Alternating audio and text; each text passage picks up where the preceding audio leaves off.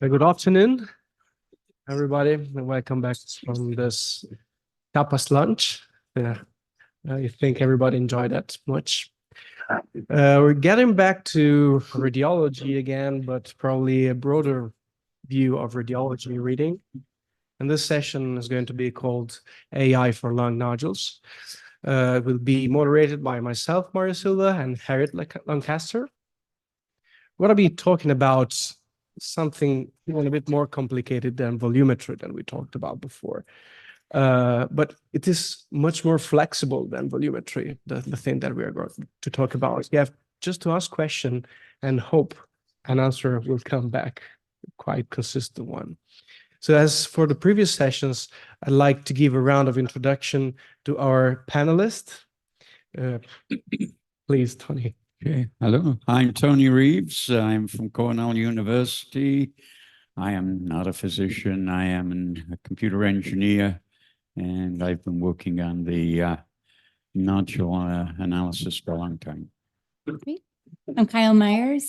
Spent almost 35 years at the FDA, wrote the CAD guidance, and did a lot of work in CAD evaluations. And so looking forward to this conversation. I'm David Yankelevitz. I'm a thoracic radiologist for longer than I care to believe. And I just have to say that Tony was being modest. Tony teaches courses at Cornell in AI for lung nodules.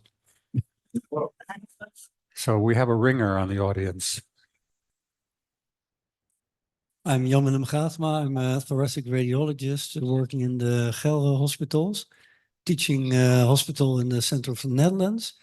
And I'm now working together with Matthijs for in the long run screening project. Yeah, we are doing in for the long run. Every week all the nodules that come by and are have a 4A rating for the referrals in the panel, and therefore we all dream like Claudia every night of nodules. That's what you showed yesterday. So. I tell everybody after a year that if they aren't dreaming of nodules, it's not the right place for them. Very good. Okay, thank you for that introduction. So we will get started. I think it's going to be a really exciting discussion since in every presentation so far, every session we've heard about AI. So we will kick this off.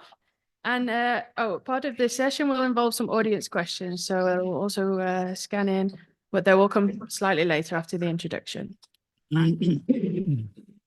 So AI is a real hot topic, I know that now, but actually it started quite a long time ago. It's not a new topic. It started back in, well, even before this date, but in 1956 at the Dartmouth Summer Research Project. That's where the term artificial intelligence was actually coined, and it was named the conference that started it all. And despite there being some now hurdles in the beginning, it wasn't immediately picked up, but I think we can all agree that now it's developing at a very rapid rate. And today we're going to focus on the uses in lung nodules, and then we can talk about detecting, measuring, or classifying lung nodules.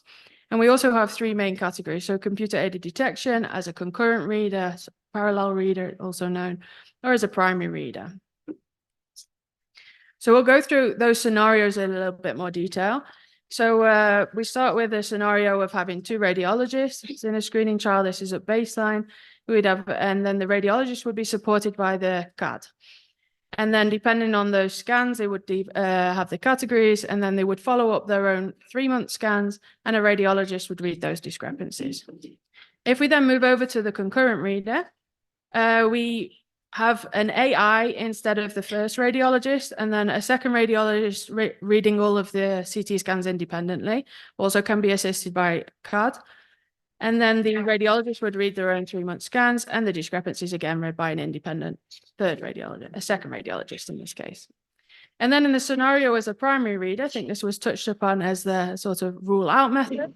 The AI reads all of the scans, and then those which are positive or indeterminate, they go then to the radiologist, and the radiologist makes a final decision. And then the radiologist can follow those scans up. So we have these different scenarios. And then if we look at these scenarios as to regards to workload, false positives, negatives, and then costs, what you see is that, well, your first scenario, as is used often in screening setting, yeah, you have a high workload. We've talked about that today and yesterday. We have a lot of resources needed to look at all of these scans. The AI then, it can be a benefit to detecting the nodules, but it can also find new things. So it can also increase your workload because you have to review the nodules. I've seen cases where AI has detected 70 nodules, which that's not something a radiologist would have done. So then you also have increased false positives as well with this. And a colleague of mine from IDNA also did a cost consequence analysis looking at these three scenarios using data from the Nelson trial and some publications on AI validation. And so we can go along the scenarios and see how we could reduce the cost. As a concurrent reader, you see that the workload would decrease slightly.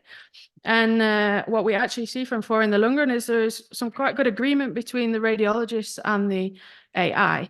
So in 60 to 80% of cases, there is complete agreement between the two. This case, the false negatives do decrease slightly. The AI isn't flagging up quite as many extra things, but this is where your negative predictive performance starts to become important because you are relying on the AI as one of the radiologists. But you do see that the costs do start to decrease. Then if we look at AI as a primary reader, this is where you really achieve the workload reduction, we think, as the AI rules out all of those cases which don't need to be reviewed by a radiologist. However, at this point, that's when we really reach the peak of how important the negative predictive performance is. Because if we rule out the cases, we trust in the AI to remove all of those negative cases accurately. But if there are misses in that set, then yeah, that's very problematic. But you do see this is where you achieve the most cost. And I think you can see that it's substantial reduction in costs if you implement AI. So I think that brings us sort of to the first discussion point. I will just go through each of the discussion points and introduce them now, and then we'll come back to them at the end. But how far along are we really? So I looked in PubMed at, for example, if you classify nodules as benign versus malignant using an AI, and you see this, the publications are rising and a dramatic increase in 2020. So I think this would be the first discussion. How far along are we now? We're just getting started. Are we making quite good progress, but still need quite a lot of work to do? Or are we really ready to start implementing this? The next question is, if you look at the Health AI Registry website, very nice website, it sort of gives you an example of all of the different softwares which are available to different companies. But there's quite a lot to choose from. So how do you choose? How much do they differ from each other? And then if you look in more detail at these individual companies and the softwares, what they have out there, yeah, only actually 17% have got a peer-reviewed publication available. Is that a problem? Do we need to be increasing that number? And then we come on to the question of how the AI should be trained and validated. There's open source data sets, private data sets, so by this I mean more hospital data sets or previous screening studies which haven't been released to the public, or do you combine them? Is that the best way to go about it? And then we come into some more technical details. So if we look at, for example, at nodule outline segmentation, does the radiologist do this fully manually? Do we use a semi-automated? Do we use fully automated? And how much can we play with the findings of the radiologist, of the AI? Can we really start adjusting these to what we think is the best fit, or should we just leave it alone? Also the case of endobronchial nodules, can AI really differentiate these nodules, or does it class them sometimes as mucus plug-in, or does it ignore them completely? And then we have what we've seen in previous validation studies is that nodules which are attached to vessels do turn into false positives because of over-segmentation. So it includes the vessel in the segmentation and it gives you a higher volume. So are there solutions available for removing the vessel out of the segmentation? And then what about the large masses? So in the beginning, I said how important negative predictive value is. If your AI misses these cases, this is really worrying. So what do we do about these cases? Do the AI detect them all? How far are we with this? And then I think the final point, and there's a lot of points, so we'll keep the answer short for them, is the acceptance of AI an issue? So if we prove we have really great AIs, they perform equally as well as a radiologist or even better, will it then be accepted? because I think there is quite a few points which are controversial points which stand in the way of AI being accepted at this moment. So here I have a summary of the discussion points. I think the first one, we have a Mentimeter question. So for the audience, how far along are we with AI? Ja, goed gedaan.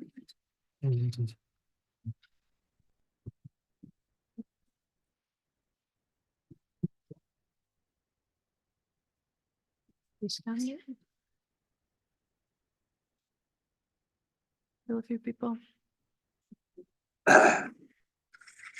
Yeah. Cool.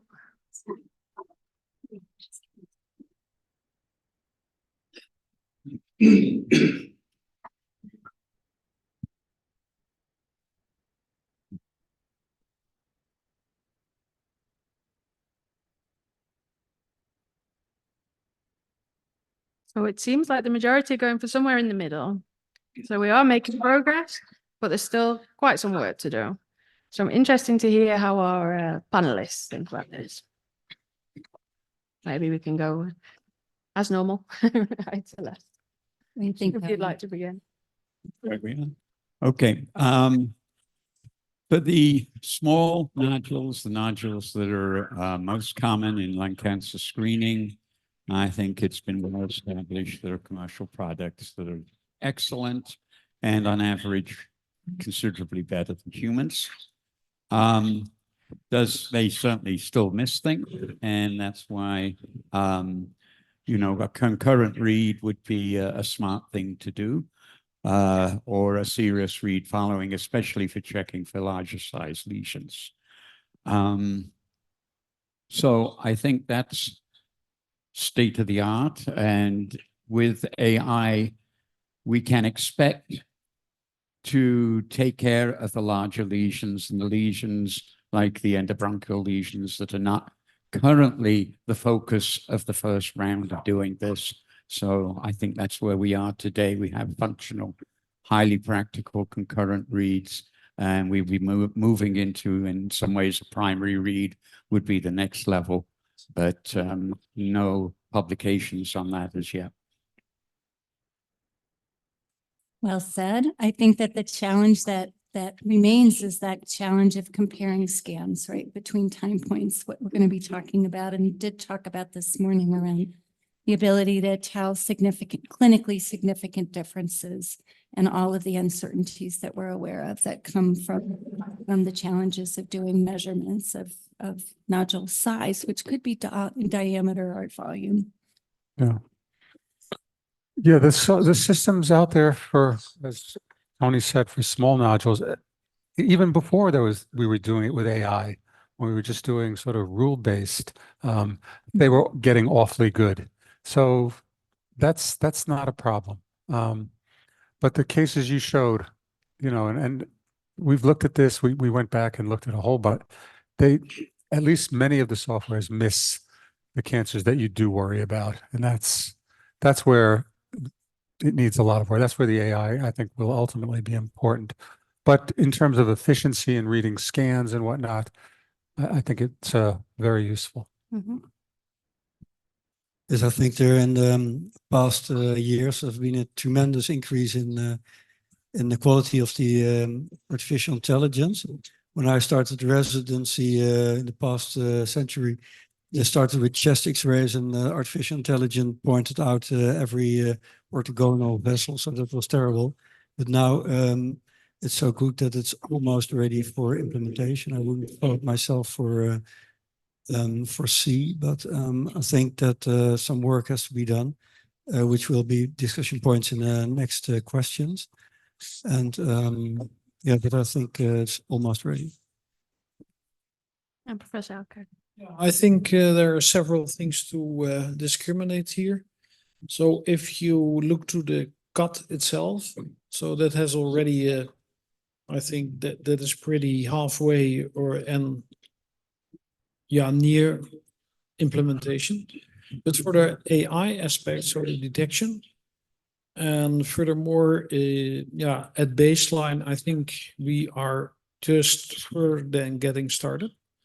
But for the follow-up, which is extremely important, so the nodule matching, and then also what have been said before, the comparison between the nodules at when they are matched in a proper way, we are just getting started.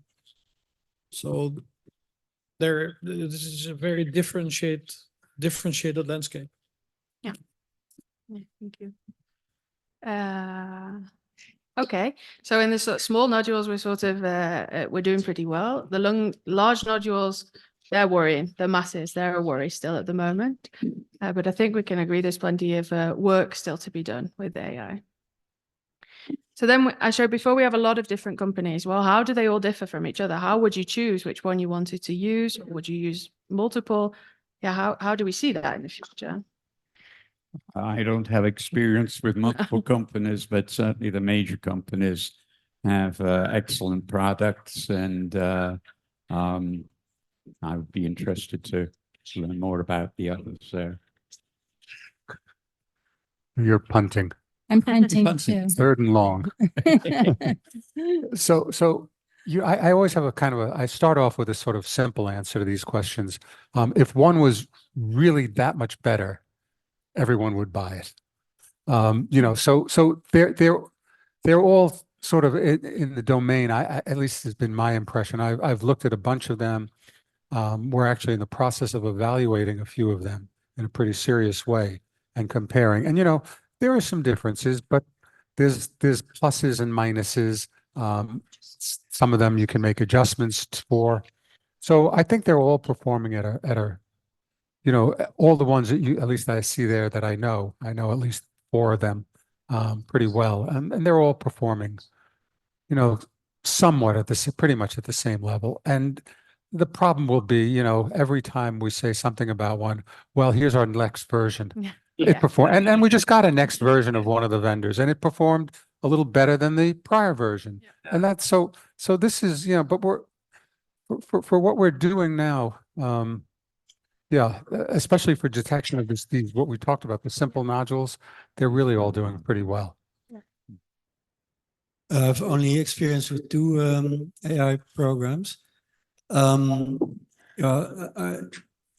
noticed that they have differences, and especially in the segmentation, so that makes me a bit worrisome. I think in the ideal situation, it would be good to compare some vendors in the same database to check how they perform in relation to each other. But like David said, once in a while there are new versions, and that could be that could change a lot, or for the worse or for the better. So that's but I think I would like to have some comparison. Yeah, there is an enormous difference in development of all the softwares. We have this open challenge in the LIDRC database. I think there are more than 1,000 softwares there tested with quite a difference in performance. And yeah, not all of those go in the development to companies, but also the major companies there. You should discern, I think, the functionality on one hand of the software, so what they offer in pure functionality, and then the performance in the different aspects. So I fully agree, if you just look at the pure nodule thing and the evaluation and segmentation of the nodule, I even get the impression that they look to each other if they have the same performance. So they benchmark against each other, I get the impression. But there is a world to do in terms of segmentation algorithms. So at the moment they tune, I think, altogether to a kind of same segmentation algorithm, so that works. But the question, if that segmentation algorithm is the optimal segmentation algorithm, is not answered. So that is something that should be part of every validation. Mm-hmm. And our impression is at the moment from a lot of testing that there is a world to win in software segmentation algorithms. But I thought this question was on detection. That's what I thought. The detection does not require segmentation. So, and it's not compared to the other problems that we're going to talk about, this is probably by far the easiest. Sorry. Your fault again. You're just ahead, as always, right? So probably to answer this question, would we really need an authority that gives metrics about that? Because you see the literature with papers, comparison on similar softwares, but of course, not all of them are benchmarked in the same papers most of the time. That's a selection of them. And if we want to have an informed decision on what we're going to buy, I think it's both a matter of detection and segmentation, because at the end of the day, the outcome of the CT is made both by the detection of the nodule and the quality of the segmentation. One software can or cannot detect that same nodule, or on the same detected nodule, the segmentation can be a bit above or below the reference volume. So we have reference database to do so.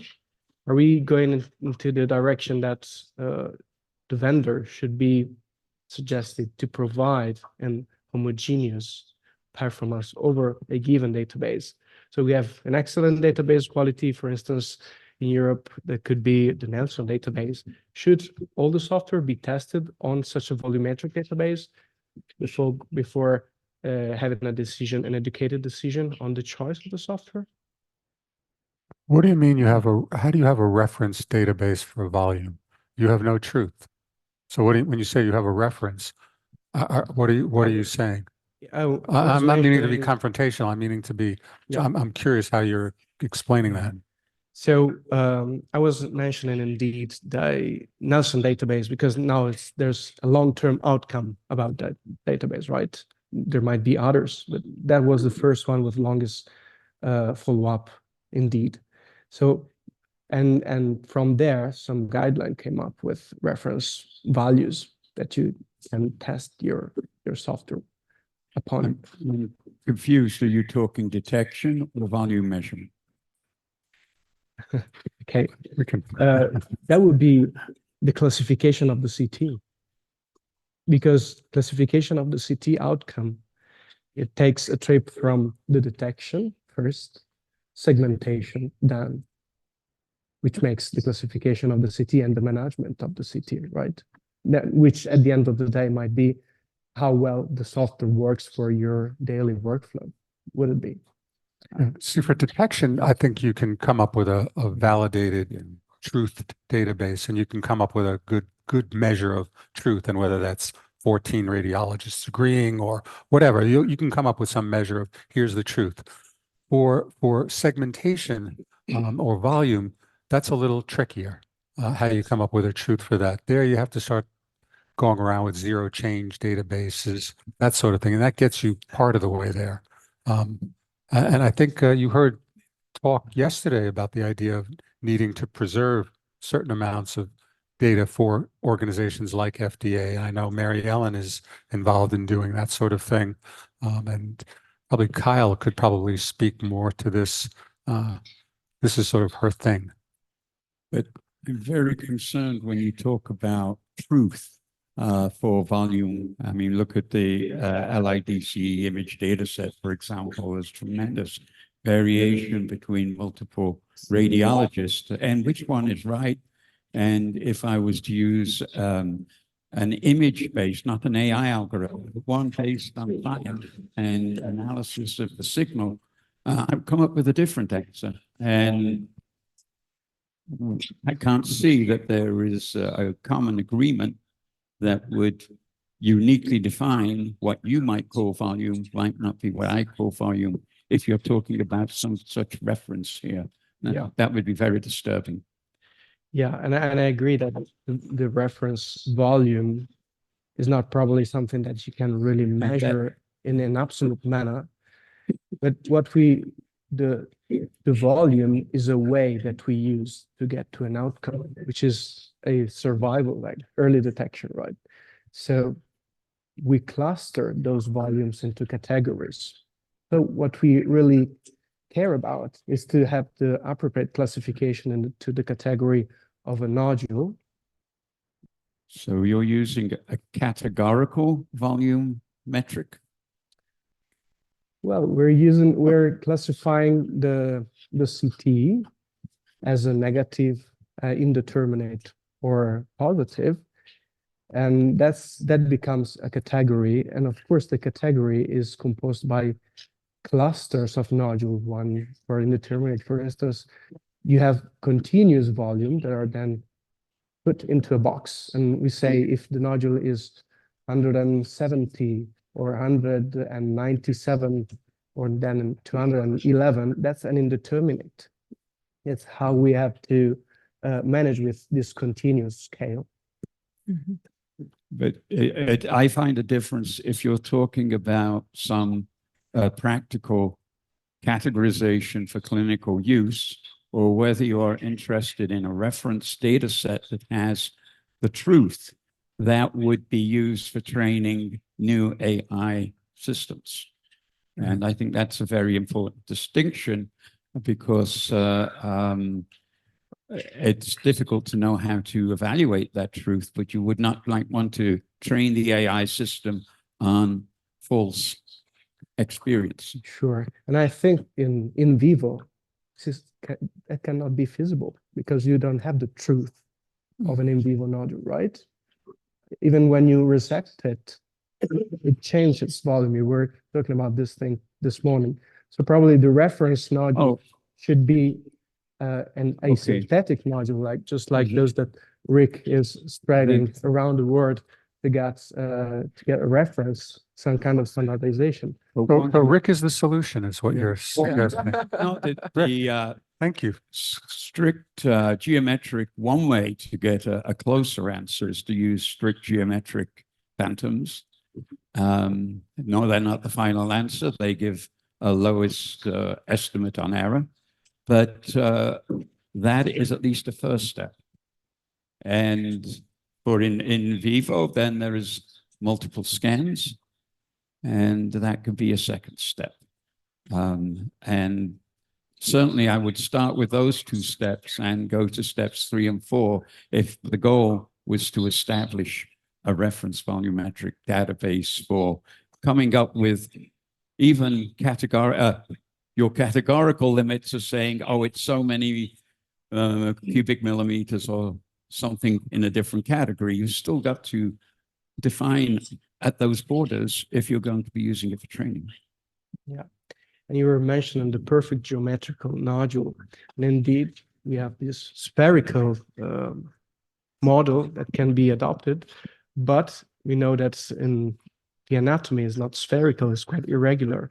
And some models of such irregular shape are also on the market. And yeah, I think we could ask Rick again. Sorry, Rick, for calling. But there is a spectrum of designs there. Yeah. The spherical has certain properties that for precise accuracy, but one can develop a whole family of different forms that cover the spectrum that one normally needs. So I'm not going to get into too much of that, but certainly that allows a baseline that we do not want to sink below. And then I think with appropriate methodology, you want to get slowly to a more credible, larger data set that you could be using.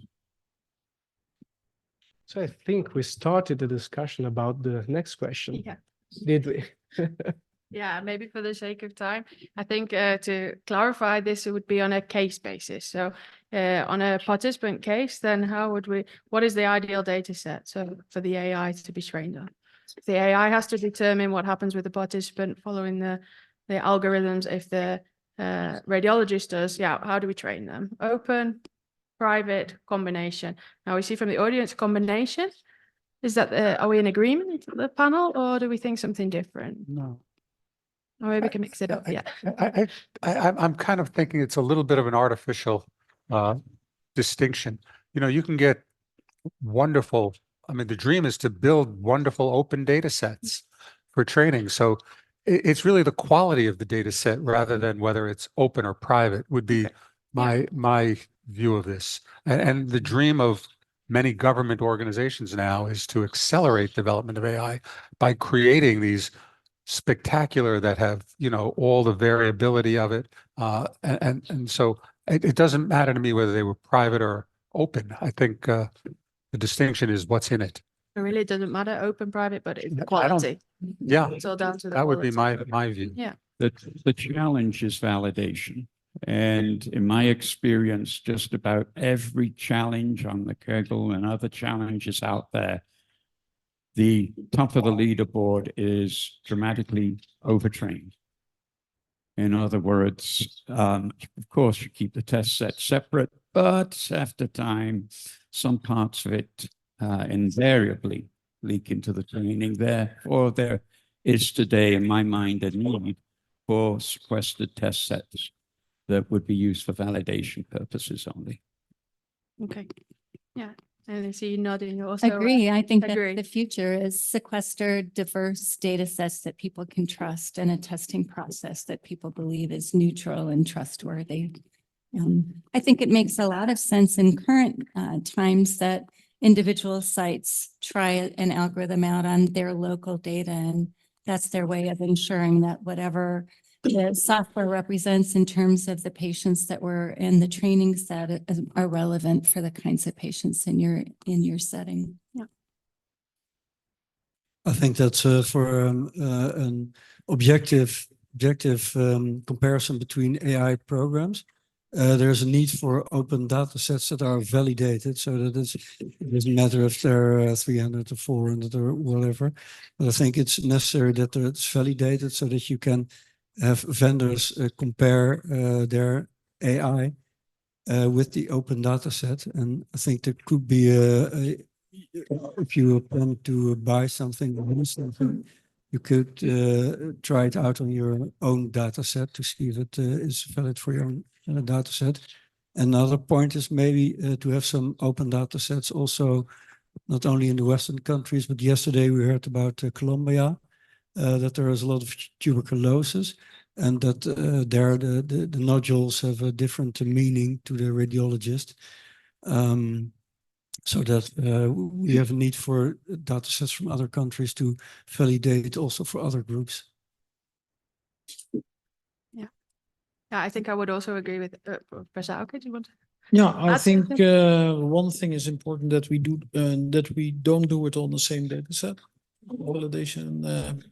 Often the data set is split in one part for training and the other part for validation. And I think that I understand that in the beginning, but I think ideally we should not do this, but also use different data sets for training and validation.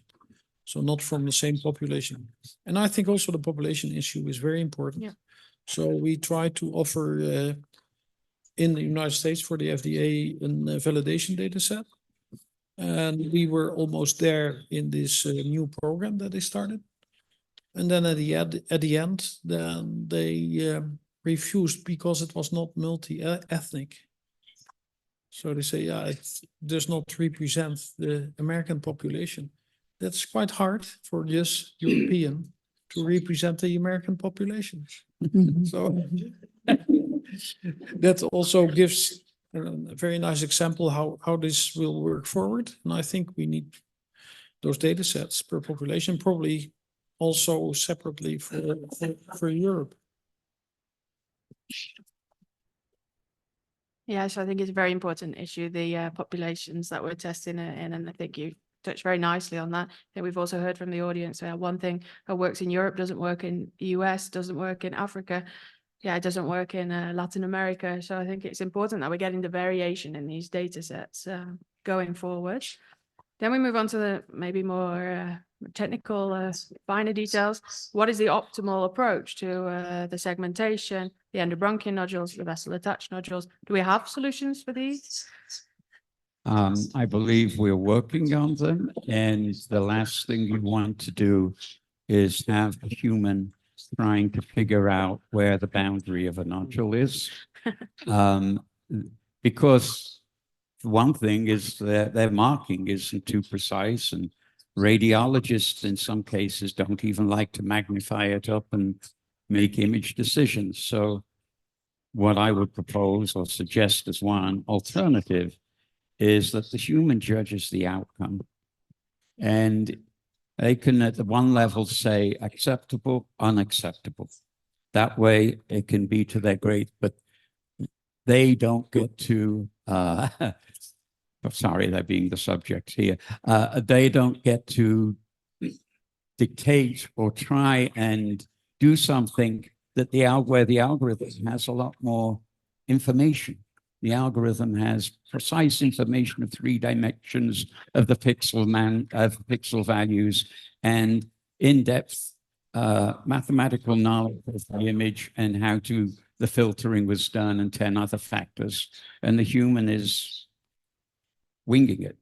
So the human's experience is totally invariable, but to capture that, I would suggest let the algorithm do its thing and the human be the judge, the decision maker, and then the algorithm can correct itself, or perhaps a lesion has to be discarded if we can't come to a common outcome.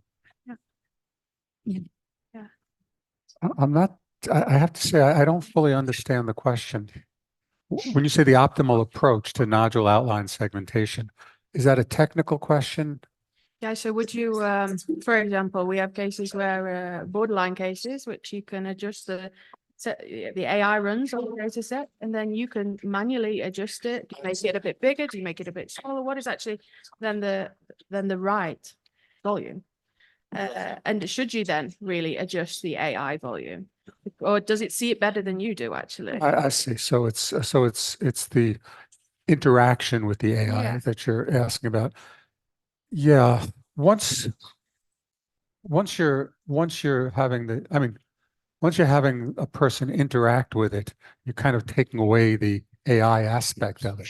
So you sort of bring it back into the domain of the radiologist is making a measurement. I mean, it's sort of another way of maybe making it a little easier, but the radiologist is measuring it as opposed to the AI. Certain things, maybe it's a little helpful that it missed cutting off a vessel or something. But beyond that sort of thing, once you're at the point where you've got to really start playing with the AI, you've lost it. Right. You just want to complement the AI with human experience. And it would be lovely to have it be that, as a user, the system is adaptive. So it's taking into account that that's what you wanted as the final outcome that time. And the next time that a case like that is processed by the AI, it gets closer to what you would want. Right. So the productivity and the accuracy for you increases over I time. should qualify my answer is that what I was referring to was for the training purpose of AI. And in the use function, as a regular rule, I wouldn't want a human to mess with the outcome. Not say not impossible, but very infrequent. Otherwise, we should get a better AI.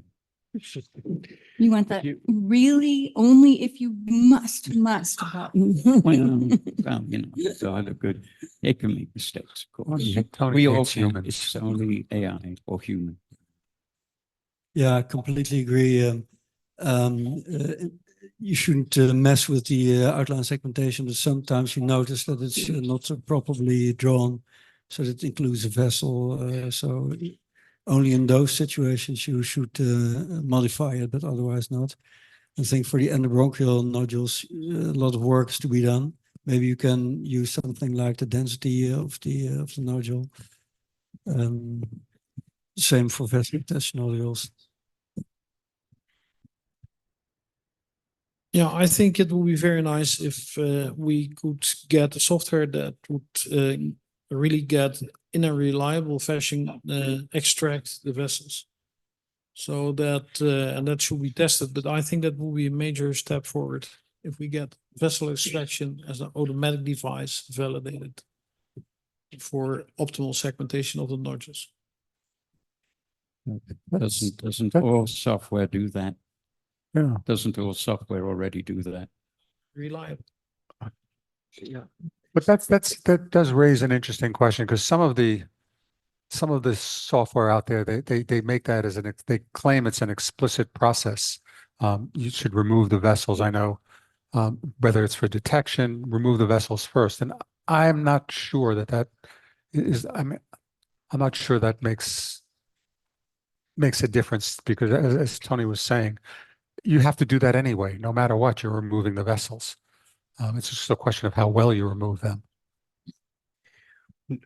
I think the software producers are facing this problem of quality of segmentation, and they're proposing solutions to limit at the minimum the human interaction. For instance, we might be used to softwares that allow you to manually draw the new outline, which is, I think, not really useful, as we just discussed. But the next solution that the software producer are now proposing is that there's more than one segmentation algorithm in their platform, or the metrics of the segmentation algorithm can be slightly tuned in a coded manner. For instance, make the shape a bit more smooth on the edges, because you see sometimes the segmentation is extremely irregular. And this sometimes brings about areas that are taken into the nodule, for instance, where the nodule has a ground glass around it. A large area of the ground glass can be taken into that nodule, where if you play with this kind of in software tools, you can adjust that major thing. Do you think that would be helpful, or you say if the software fails, then it's failed? If the software fails, you probably get a different software. I mean, that to me is intrinsically part of what the algorithm should be doing. It should know the manufacturer of the scanner. It should know the dose. It should evaluate the mass, the noise in the imagery relating to the mass of the patient. It should estimate all these things and compensate appropriately. Yes, I can't imagine a human actually meddling with those parameters if the software is correctly designed. Yeah. Okay. Would you add something on these options for different algorithms on the same platform of software, or automated tuning of? Yeah, in my view, this is the research for the coming 5 years. So the segmentation algorithms will really determine more or less also what we do in the cut definition. What is the nodule? The more you do, the more you see that every nodule has a kind of different composition. And we are now focusing in our research on the solid component. And we get the impression that if you have the solid component segmentation algorithms that rule out all the infiltrates and everything that is coming and going around the nodule, that you get far more consistent results. And yeah, our impression is at the moment that that could be a very interesting way forward to get more consistent results. Apart from AI, also for the cut results, and also what you do further for the comparison. One note is, I think, very important. If you compare 3 months, 6 months, 1 year, never change the segmentation algorithm. So always keep the segmentation algorithm. So it's important if you change it, and some softwares have this variability, that you really take care of the fact that you use exactly the same segmentation algorithm. Yeah. Otherwise you mess up all your results, and you can go in any direction. And that could indeed be an halfway between completely discarding the software or going with manual segmentation we don't want. But today we use an adaptation of the software, and the software reports it for the next reading, and that could be the consistency that you were just mentioning. If I take just a couple of minutes about endobronchial nodules, which seems to be very important, especially for TB endemic areas. And we go a bit beyond just the volume segmentation, but the lung cancer risk characterization. Is this anything that you envisage that we can get to? Because it's becoming a problem. Endobronchial nodules are also small, or large, but they mostly represent inflammation in an endemic population. We give up in screening that population, or we have an AI solution? Like I can't comment on the, endobronchial in the sense that I haven't really looked at them. And I think that they are a separate phenomenon and they should have their own AI trained to do exactly what should be done for them. When it comes to things like vessels, then this is where the software should be well programmed and well designed, and appropriate parts of it should focus on any vessel attachments or any pleural surface attachments. And more importantly, and I think this point is often lost, when you get the follow-up scan, then both images should be analyzed at the same time. If you want to know the volume of the nodule, take a scan, give a number. If you want to know the change in size, it is meaningless to take another volume and compute a difference, ratio difference. You have to have the pixel data of both times available simultaneously, and then the algorithm can optimize how it matches between the two images. And this cannot be done if your protocol is to do each one separately. So I think that is absolutely critical when you're talking now of precision segmenting for the purpose of volumetrics. And so in that case, again, it should be that the algorithm is mature enough now, after over 20 years of development, to take into account every known aspect of CT scanner artifact or defect. And by the way, no, I don't think there's a software out there that does what you're suggesting. Not in commercial, yeah. availability. Nobody's looking at that way. Yeah. But Eva did acknowledge that was Yeah, part of it. I understand, but yeah, I mean, I as best I understand, I think what you're saying is the right approach to look at the two nodules simultaneously. But I wouldn't go so far as to say that doing it individually is worthless. It's not worthless. Well, you can get volumes. You were speaking a little imprecise. Yeah. But by the way, I was going to, can I refer back to something you said? Everybody always says, use the same software each time. I'm not sure that's true. And I'll give you an example why. Let's just say, because you have some variability in your measurement, at time one. You have a software that's, if you run it on the same nodule, you get a little bit imprecise. Sometimes it's a little to the left, it's a little to the right. And then whatever that is, and it'll perform differently if you gave it the same nodule even, or if you scan the nodule and you add it,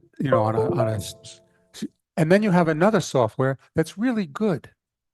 So it's not I'm trying to say it's more of an accuracy issue rather than a precision issue. If you have a software that's just better, I think it's always good to have the better software, assuming that there's no issues of bias.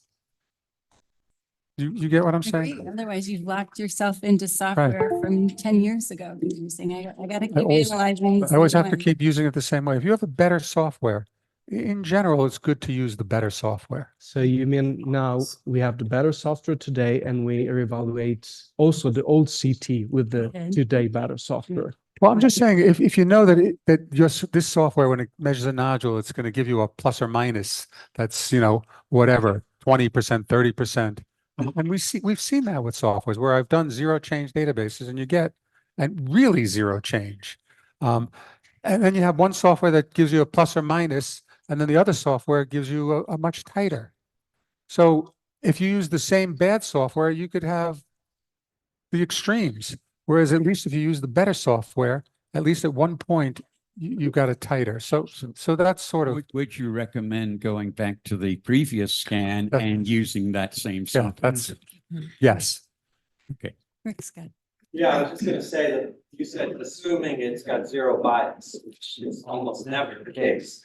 But you could have the biases go in the opposite direction. Right. And that would be really bad. That So- would be But bad. I agree with Tony, that the best thing to do is to continue to use the bad software and then overlap using the good software. Like, I think that's what you said. So that's your algorithm now? Continue bad software. Well, using a piece of software is easy. There's almost no additional cost. So you might as well keep things consistent is, I think, the golden rule. Yeah, but the challenging situation is when you have a vessel in the first image that is very close to the lesion but does not touch it. And then in the second image, it's touching. And you have to use segmentation algorithm to break the two apart. That's one of the cases when you want to have both images there simultaneously so that you can make sure you're making the same decisions on both cases. I think you will. Yeah. I think it's there. There you go. I think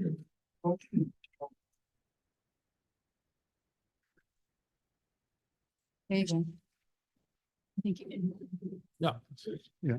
The thing you're pointing out here is that you would like to have a human eye supervisor in all those matching modules. So have a look how the software works, and I think that's correct. I think that should be done always. So here you cannot trust the AI in the comparison. That's what the effects are stating here. I would agree.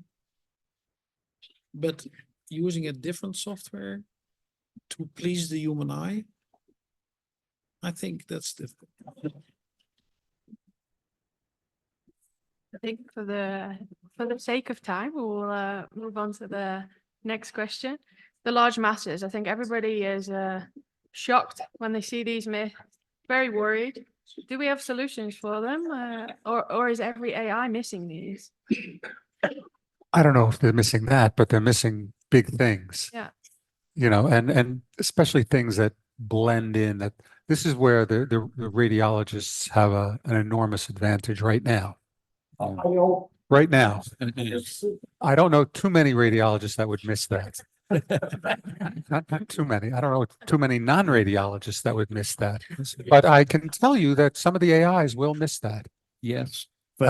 So yeah, I mean, and we all understand that AI will eventually learn how to do very well at that. This to me is a matter of training and getting the right data sets, and eventually it'll start finding these things very well. But right now, the AIs have not been really built for this, right? You know, but this is the. Yeah, I agree. It was not in the design at the beginning. The challenge was the tiny lesions, and that's where all the attention was spent. Because those were the ones being missed, and radiologists did not miss many of these at that time.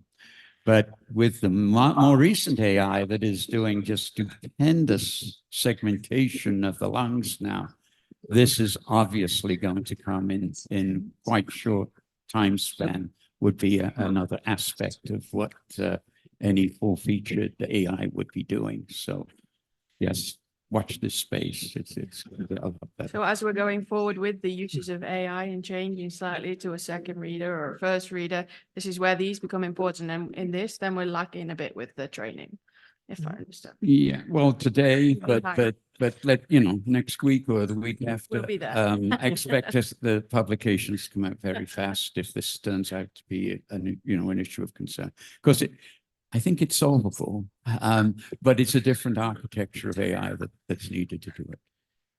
I think to close for question 5 and your example of the third scenario where AI was doing the rule out, actually we're not ready yet. It's more of a purpose of a ruling. Then probably in the next week we will have the publication and we will change our mind. Yeah. So still ruling use for AI at this moment. Especially if you dream of no nodules in the sense of decreasing the workload. I think this is a very important thing. And maybe then onto the last point, and we will ask the audience this first. What are your thoughts on AI in screening? Are you really skeptical, curious, but need a lot more evidence? Or do you fully support it and think it is the only way forward.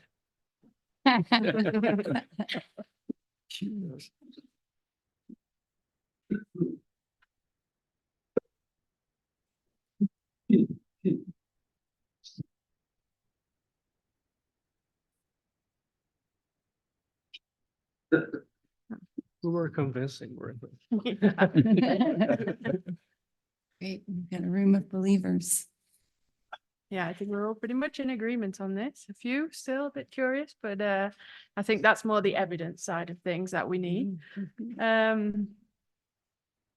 Oh, it's the last one. So, but for acceptance, if we have the perfect AI software, it works brilliantly. We prove it over and over again in different data sets. Do we then accept it, or are there still real challenges to accepting it? Anyway. You mean in medical legal terms? Or this Yeah, kind I of mean, thing, there's all right? sorts of issues, legal, you hear it again, replacement, fear of replacement. We shouldn't use the word replacement. We should use the word help or assist. You know, there's lots of different opinions on AI, and people that are, I mean, people in this room seem to be very much in favor. They think it's the future, but there are still a lot of people that aren't in favor of the use of AI. So what are those acceptance issues? I think we have a comment from Luis. Yeah. I can help you, Luis. I'm a little worried about the business model of AI. So if we go to a business model where this is free open source, then somebody's going to try to monetize and manipulate the results. And this is definitely happened in the internet, right? So you started with these drivers that look for whatever you're asking, but then somebody pays to be at the top of the list, right? Or whatever that means in healthcare. So I'm a little worried about how we're going to introduce AI in this context and what the business model is, because if we can't find reimbursement for it, then somebody has to monetize that somehow, and that could imply manipulation of the results. So are you worried about that at all?